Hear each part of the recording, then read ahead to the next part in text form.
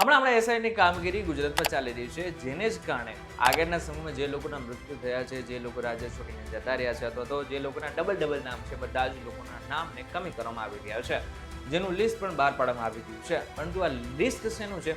જે લોકોના નામ કમી થઈ ગયા છે ને એ લોકોનું. એના ઉપર આપણે સામાન્ય રીતે જે લોકો મતદાન કરી રહ્યા છે એ બધા જ લોકોને ખાસ કરીને એના ઉપર નજર જવી જરૂરી છે. કારણ કે ક્યાંક તમારું જો નામ એની અંદર હશે તો આગળના સમયમાં તમે પણ મત નહીં આપી શકો.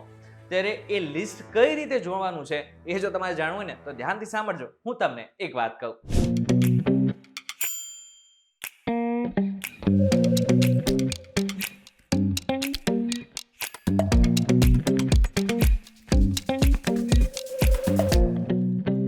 એક વાત કહું, આપનું સ્વાગત છે. હું છું આપનો દોસ્ત કરણ ચરોતરા. સૌથી પહેલા તો શું કરવાનું છે, તમારે ઇન્ટરનેટમાં જવાનું છે, co.gujarat.gov.in ઉપર જવાનું છે. આ બાદ તમને નીચે બ્લુ કલરમાં ઇમ્પોર્ટન્ટ લિંક્સ દેખાતું હશે. એની ડાબી જ સાઈડ એક કોલમ દેખાતી હશે જેમાં લખેલું છે SI 2026 list of absent shifted deleted electors. એની અંદર ક્લિક કરશો એટલે તમને આની અંદર જ 3 ખાના દેખાતા હશે. સૌથી પહેલું સર્ચ બાય EPIC નંબર, બીજું છે download polling station wise ASD અને ત્રીજું છે BLO BLA મીટિંગ મિનિટ્સ. આમાં આપણા માટે બે જ ખાના છે, ઇમ્પોર્ટન્ટ છે.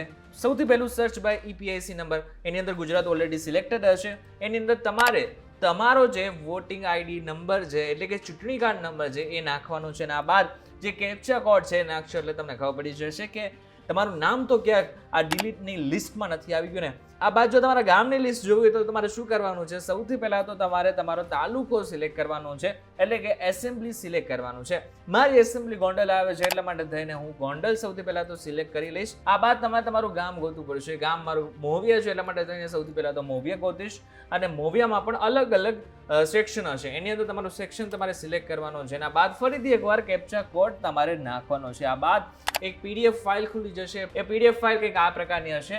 અને આ બાદ જેટલા પણ લોકોના નામ કમી થયેલા હશે એની લિસ્ટ પણ આવી જશે. મહત્વની વાત એ છે કે હું જ્યારે સર્ચ કરી રહ્યો હતો ત્યારે મારા વિધાનસભા વિસ્તારની અંદર, ખાસ કરીને મારા ગામની અંદર એ લિસ્ટ હજુ સુધી અપડેટ નહોતી થઈ.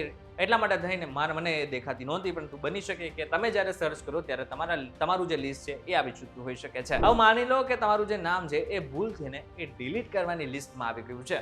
તો હવે શું કરવાનું છે? તમારા 19 ડિસેમ્બર 2025 થી 18 જાન્યુઆરી 2026 સુધી મતદાર યાદી સંબંધિત વાંધા અને દાવાઓ તમે રજૂ કરી શકો છો. સૌથી સરળ અને સૌથી ઈઝી રસ્તો એ છે કે તમે તમારા BLO ને મળો, જેથી તમારું જે સોલ્યુશન છે એ એક સાથે આવી શકે છે. મહત્વની વાત એ છે કે આની એક ઓનલાઈન પ્રોસેસ પણ આગળના સમયમાં જાહેર કરવામાં આવશે. ત્યારે હવે તમને સમજાઈ ગયું છે કે આખું જે પ્રોસેસ છે કેવી રીતના કરવાનું છે, જો તમારું નામ છે કે નહીં એ કેવી રીતના ચેક કરવાનું છે. આની સાથે સાથે જો તમારે એ ચેક કરવું હોય કે તમારું નામ મતદાર યાદીમાં છે કે નહીં, તો તમે voters.eci.gov.in ઉપર જઈને પણ ચેક કરી શકો છો.